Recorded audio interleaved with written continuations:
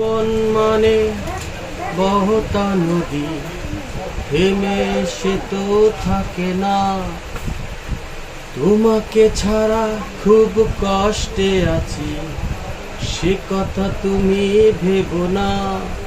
তুমি যদি ভালো থাকো আমাকে ছাড়া, আমি কেন পারবো না। তুমি যদি ভালো থাকো আমাকে ছাড়া, আমি কেন পারবো না। আচ্ছা ভাই, আপনি যে গানটা গাইলেন, এই গায়কের সাথে আপনার একদিন দেখা হয়েছিল?